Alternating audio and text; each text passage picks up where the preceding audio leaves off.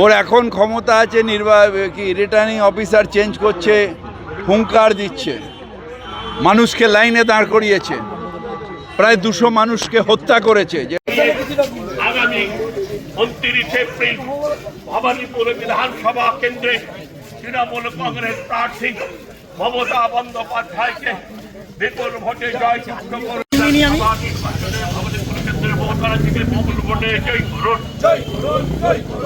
আগামী বিধানসভা নির্বাচনে বিপুল ভোটে জয় করুন।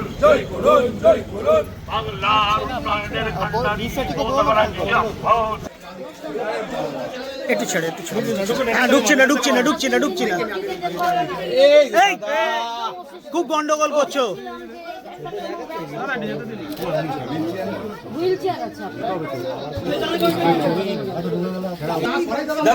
দাদা একটু আসেন। ববিদা একটু সাইড দিয়ে, ববিদা অন্য কোথাও না, চলো এইদিকে ব্যাক হবে, ব্যাক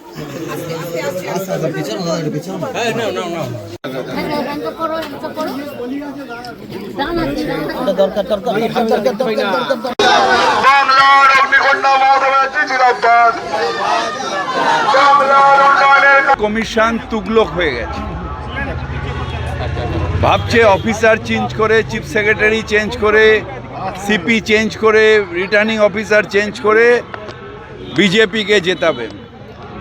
ও জানে না যে নিজে এসে প্রার্থী হলেও 0 পাবে। ওর এখন ক্ষমতা আছে, রিটার্নিং অফিসার চেঞ্জ করছে, হুঙ্কার দিচ্ছে, মানুষকে লাইনে দাঁড় করিয়েছে, প্রায় 200 মানুষকে হত্যা করেছে, যারা লাইনে দাঁড়িয়ে মারা গেছে, বিএলও মারা গেছে।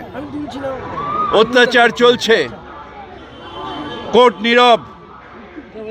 মাঝরাতে লিস্ট বেরোলো, ঠিক মাঝরাতে যেরকম বদলের অর্ডার, মাঝরাতে লিস্ট বেরোচ্ছে। শুধু লিস্ট বেরোচ্ছে না, তার মধ্যে কিচ্ছু নেই, বিভ্রান্তকর লিস্ট। কার নাম আছে কার নাম নেই কোনো স্পষ্ট নেই, কে পিটিশন করবে এখনো কেউ জানে না।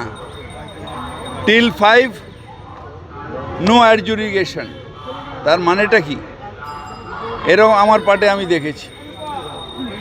তার মানে অর্থাৎ আবার সেই গোল গোল মানুষকে হ্যারাস, মানুষকে আতঙ্কে রাখা, ভারতীয় ভোট বা ভারতবর্ষের ভোট থেকে বঞ্চিত করা, যেটা ভারত বিরোধী, কারণ যেটা কনস্টিটিউশন বিরোধী। এই লিস্টের উপরেই ভোট হবে তো?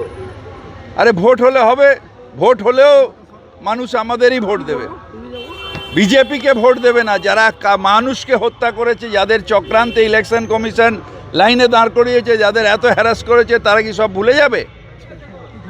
মমতা বন্দ্যোপাধ্যায় সারা বাংলার প্রার্থী। মমতা বন্দ্যোপাধ্যায় সারা বাংলায় যাতে তৃণমূল কংগ্রেস জয়ী করে তার কাঁধে নিয়ে নিয়েছেন, আর তার ঘরকে দায়িত্ব দিয়েছেন আমাদের।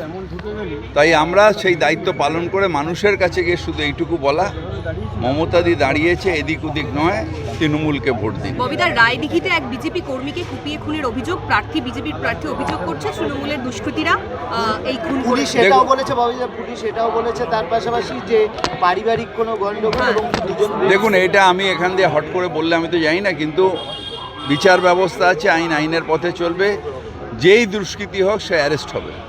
বাড়ি বাড়ি যাচ্ছেন, কি বলছেন? খুব মানুষ পজিটিভ, এই তো দেখলেন, আপনারাও ছিলেন, দাদা আবার এসছেন এই কষ্ট করে, কেউ হাসছে বা আমাদের বলতে হবে এরকম বলছেন। মানুষ খুব পজিটিভ আছেন, কারণ সারা বছর তো আমি এখানে আমি 25 বছরের কাউন্সিলর, তো সারা বছর মানুষের সাথে আমাদের যোগাযোগ থাকে। হাসি মুখে আমাদের সম্বর্ধনা দিচ্ছেন, অভ্যর্থনা দিচ্ছেন, এবং আমি বিশ্বাসী যে মমতা ব্যানার্জিকে একটা বিপুল মার্জিনে আমরা এখান থেকে জেতাবো। 60,000-এর টার্গেট, পারবে? বেশি হবে।